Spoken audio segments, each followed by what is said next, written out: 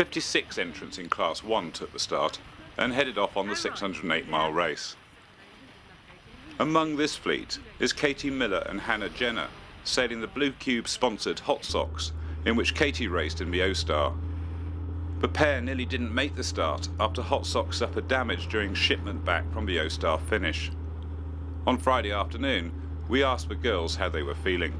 Well, surprisingly relaxed. Surprisingly now. good. If you'd asked an hour ago, it would be very different. In fact, 4 hours ago when we thought, we didn't have a race at all. So to be in the race and on the start line tomorrow, Sunday even, we're in a good spot, I think. Hopefully we've had all of our traumas, we've had all of our disasters, we've been sort of, near having to pull out. So we're going to be in for a good one. We're aiming for a good spot. It's our first big double-handed race. We've got sort of various ideas for longer distance double-handed in the future. It's got that buzz about it, it's got a reputation about it, and particularly this one, 30 years since the terrible disaster of '79. And there's another Figaro out there who we know are really rather good, so it's going to be great competition. There's 50 other double-handed boats. I guess really we're going to be considering them as our main competition. I guess you kind of rule out the fully crewed boats, but there's a few J105s in there that I know that quite regularly beat us. They do generally on handicap, but actually light conditions will work in our favour. So we're looking forward to just getting out there and trying to track everyone else and see how we're doing, really. No, yeah, absolutely.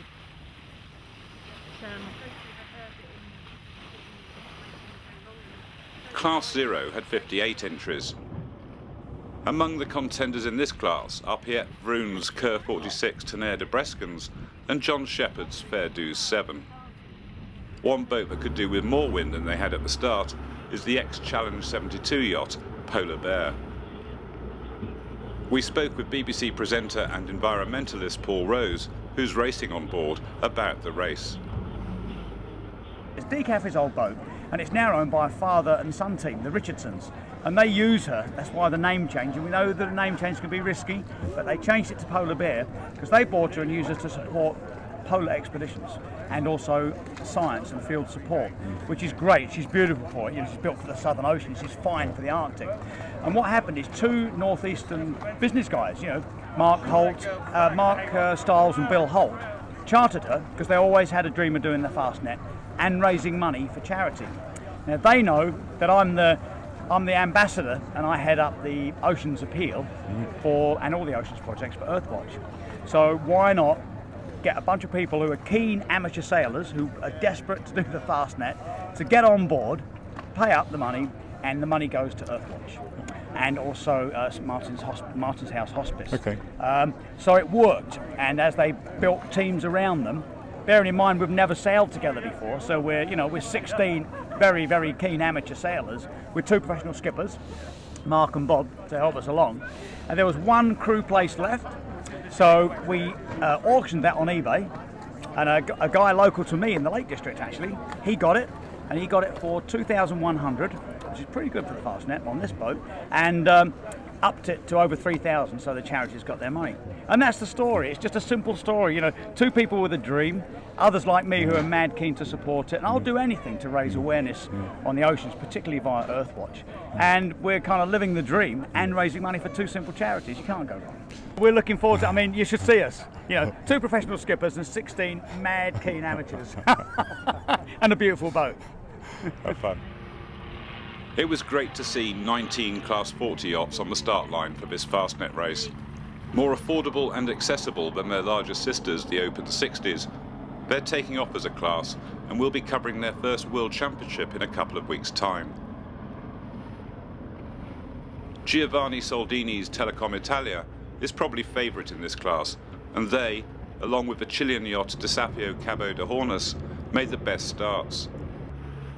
By the time they exited the Solent, Soldini was tied for the lead with Andrew Dawson's Spliff and Mike West's Calaria.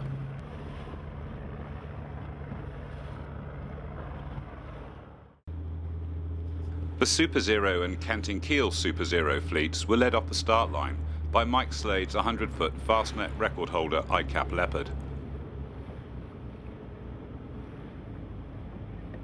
Luna Rossa, with Flavio Flavini helming and Volvo Ocean Race winner Torben Grail calling tactics, was close behind, with Niklas Zenstrom's Mini Maxi Ran 2 leading Carl Kwok's VAR 80 Beau Geste up the mainland side of the Solent. As they reached west, the breeze died, but the ebbing tide pushed them west towards the southwesterly sea breeze, which was moving into the Solent.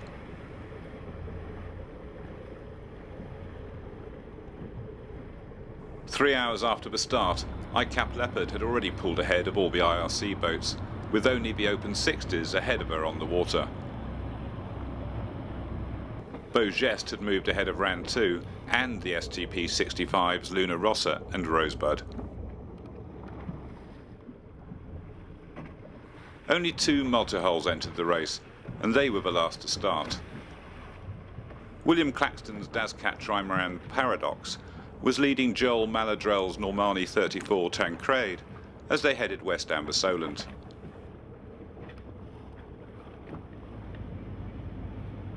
So the fleet are on their way to the Fastnet Rock.